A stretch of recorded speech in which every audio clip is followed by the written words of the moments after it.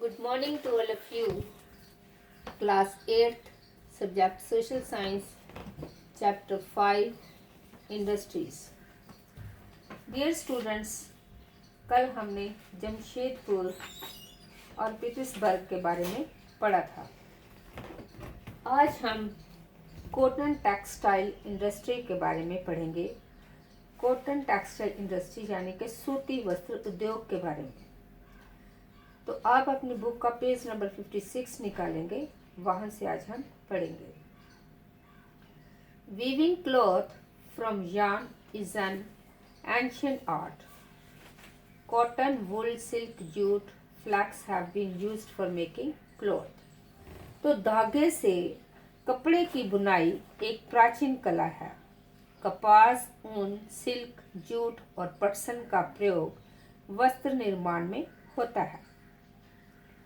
The textile industry can be divided on the basis of raw materials used in them. तो उपयोग में लाए गए कच्चे माल के आधार पर वस्त्र उद्योग का वर्गीकरण किया जा सकता है।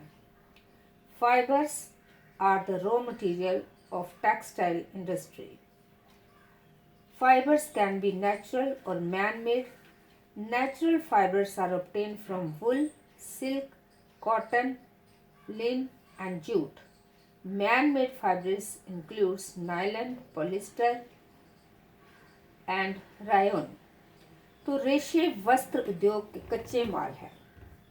रेशे प्राकृतिक या मानव निर्मित हो सकते हैं। प्राकृतिक रेशे ऊन, सिल्क, कपास, लिन और जूट से प्राप्त किए जाते हैं। मानव निर्मित रेशे में नायलॉन, पॉलिएस्टर, एक्रिलिक और रेयान शामिल हैं। The cotton textile industry is one of the oldest industry in the world. तो ये जो कॉटन टेक्सटाइल इंडस्ट्री है, सूती वस्त्र उद्योग, विश्व के प्राचीनतम उद्योगों में से एक है। Till the industrial revolution in the 18th century, cotton cloth was made using hand spinning techniques and looms. In 18th century, power looms facilitated the development of cotton textile industry, first in Britain and later in other parts of the world. Today, India, China, Japan, and the USA are important producers of cotton textile. तो 18वीं सदी की औद्योगिक क्रांति तक सूती वस्त्र हस्तकताई तकनीकों एवं हथकरघों से बनाया जाता था। 18वीं सदी में पावर लूम ने पहले ब्रिटेन में और बाद में विश्व के अन्य दूसरे भागों में सूती वस्त्र उद्योग के विकास को आगे बढ़ाया। आज भारत, चीन, जापान और संयुक्त राज्य अमेरिका सूती वस्त्र के महत्वपूर्ण उत्पादन है। India has a glorious traditional of producing excellent quality cotton textile. तो भारत में अत्युत्तम गुणवत्ता के सूती वस्त्र उत्पादन करने की गौरवपूर्ण परंपरा रही है। Before the British rule, India hand spun and hand woven cloth already had a wide market. तो ब्रिटिश शासन से पूर्व हाथ से कते और हाथ से बुने हुए वस्त्रों का एक विस्तृत बाजारीय बाजार था. तो the muslins of Dhaka, chintzes of Mesopotamia, calicos of Calicut and gold wrought cotton of Burhanpur, Surat and Vadodara were known world wide for their quality and design. तो ब्रिटिश शासन से पूर्व हाथ से कते और हाथ से बुने हुए वस्त्रों का एक विस्तृत भारतीय बाजार था. ढाका का मलमल, मसूलीपट्टनम की शीट, कालीकट के कैलिको तथा बुरहानपुर, सूरत व वडोदरा के सुनहरी जरी के काम वाले सूती वस्त्र गुणवत्ता और डिजाइनों के लिए विश्व विख्यात थे. But the production of hand woven cotton textile was expensive and time consuming. लेकिन हाथ से बने होने के कारण सूती वस्त्र का उत्पादन महंगा और बनाने में अधिक समय लेता था.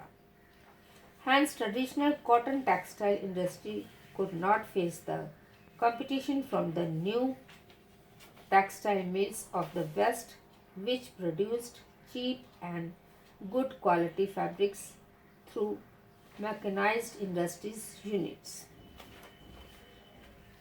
तो क्या होता है कि इसीलिए परंपरागत सूती वस्त्र उद्योग पश्चिम के नए वस्त्र मिलों से प्रतिस्पर्धा नहीं कर सका, जो सस्ते व अच्छी गुणवत्ता वाले वस्त्रों का निर्माण यंत्रीकृत औद्योगिक यूनिट में करते थे.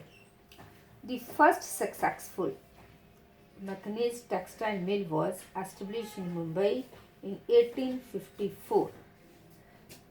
तो पहली सफल यंत्रीकृत वस्त्र मिल मुंबई में 1854 ईस्वी में स्थापित की गई.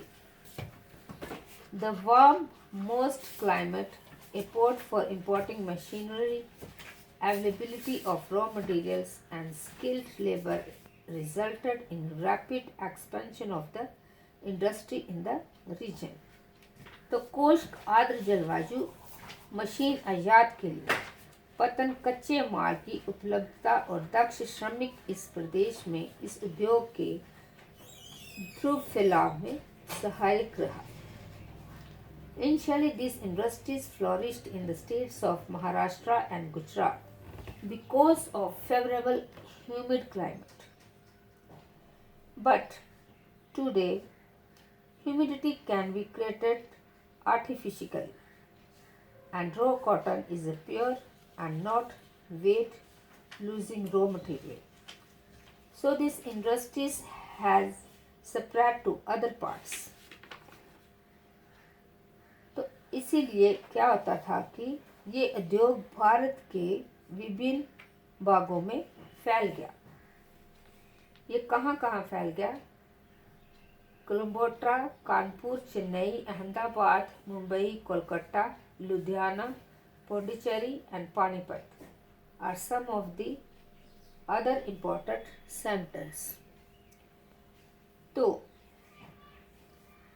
इसीलिए ये उद्योग भारत के विभिन्न भागों में फैल गया.